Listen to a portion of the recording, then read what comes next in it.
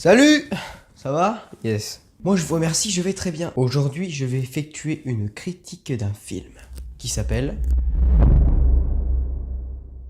On va parler de la réalisation. La production, je peux pas en parler parce que c'est un film récent et il n'y a pas encore les chiffres qui sont sortis. C'est un film réalisé par Pierre Salvadori. Pierre Salvadori est un réalisateur et scénariste français. Il est né le 8 novembre 1964 en Tunisie. Dans sa filmographie, on peut citer en 1993 Cible émouvante, en 1995 Les apprentis, en 1998 Comme elle respire, en 2000 Les marchands de sable, en 2003 Après vous, en 2006 Hors de prix, en 2010 De vrais mensonges, en 2014 Dans la cour, et enfin en 2018 En liberté. Il est scénariste de tous ses films, ce qui veut dire littéralement qu'il écrit tous ses films. Ok, deuxième point, le synopsis.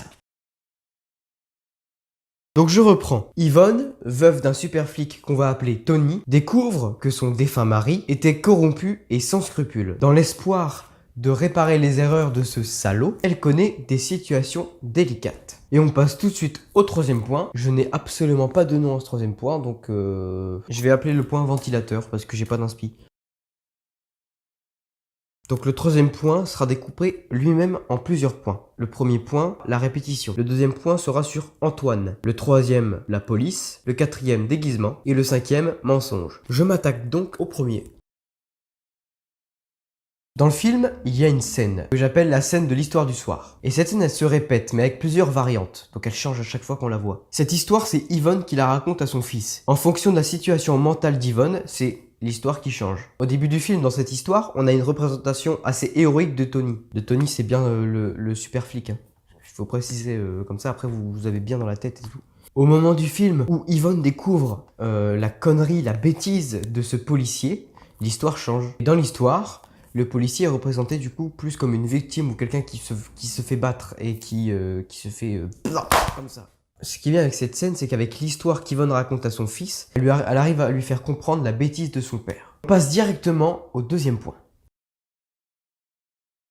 Antoine est un des personnages principaux du film. C'est Antoine qui a été mis en prison par Tony alors qu'il était innocent. Quand Yvonne va découvrir qu'Antoine est innocent, elle va immédiatement le faire sortir. Après 8 ans de prison, il a perdu un peu la tête. Pour lui, il espère rattraper ses 8 ans, c'est-à-dire que pour lui, tout est permis, il peut faire absolument ce qu'il veut. On passe immédiatement au troisième point du troisième point. Dans le film, la police est très caricaturée. On peut déjà commencer par le super flic. Le personnage de Tony est très américanisé. Ensuite, pour parler de la police globale dans le film, ce qui rajoute un effet humoristique, c'est l'incompétence qu'ils ont. C'est une police, je le répète encore, très caricaturée. Et donc vraiment très éloignée de la réalité. Mais c'est ce qui rajoute cet effet humour dans le film et ça marche très bien. Le quatrième point du troisième point, les déguisements. Il y a pas mal à dire sur les déguisements du film. Pour resituer, au commencement du film, la police arrête un groupe de sadomaso, dont un prêtre. Et ça c'est pas mal, ça c'est rigolo, c'est finement ajouté ça, un prêtre dans un groupe de sadomasochistes. Ces accessoires et ces déguisements, si on peut dire sadomaso, sont soit repris par la police, mais en partie laissés sur les lieux. Et pour une certaine raison que je ne dévoilerai pas, Yvonne et Antoine vont revenir dans cette maison et vont utiliser ces déguisements. Ça rajoute quelque chose de grotesque, surtout que les déguisements et les accessoires vont être pris pour un braquage, mais cet effet grotesque amène directement, je vous laisse deviner, à l'humour. On aime l'humour ici. J'ai pas failli tomber sur l'aspirateur, c'est totalement faux. Antoine, après être sorti de prison, va vouloir aller fumer une cigarette et donc va acheter un paquet. Mais il ne va pas l'acheter. Il va tout simplement aller braquer un tabac.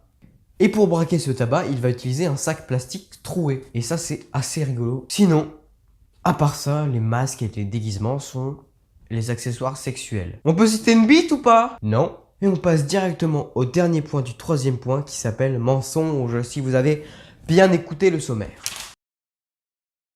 C'est un film qui tourne essentiellement autour de ce sujet. Le ou les mensonges, peu importe. Il y a pas mal de mensonges dans le film, je vais pas vous mentir. Il y en a beaucoup. D'abord, évidemment, le premier mensonge que Tony fait à Yvonne en ne lui disant pas qui il est réellement. La suite logique, les mensonges qu'Yvonne fait à son fils. Au début, forcément, en lui racontant une fausse histoire de son père, mais au fil du temps, en essayant de garder une bonne image de Tony, pour que son fils ne dise pas « Ah, mon père, c'était un enfoiré !» Et on a le dernier mensonge que Yvonne fait à Antoine pour pouvoir le manipuler, ou en tout cas l'espionner sans révéler son vrai métier, sans révéler sa vraie identité. Et le dernier point, et pas cette fois du troisième point, puisqu'on passe directement au quatrième point et au dernier point de la vidéo. Yes! Premièrement, si je devais mettre une note au film, je lui mettrais une note de 3,5 étoiles. J'ai beaucoup aimé le film, il m'a fait beaucoup rire. Juste, je trouve qu'il y a beaucoup de répétitions dans les noms. Je vais donner un exemple. Bonjour Didier. Bonjour Titouan. Ça va Didier? Je vais bien et toi Titouan? Et Didier? T'as dit bonjour à Martine? Non Titouan, j'ai oublié Titouan. C'est caricaturé mais bon, c'est un peu le même genre. C'est-à-dire que il y a beaucoup trop de répétitions dans les noms. Et à chaque fois que les personnages se voient, on donne le nom. Et c'est pas cool. C'est la fin de cette critique, j'espère qu'elle vous aura plu. Bonne journée!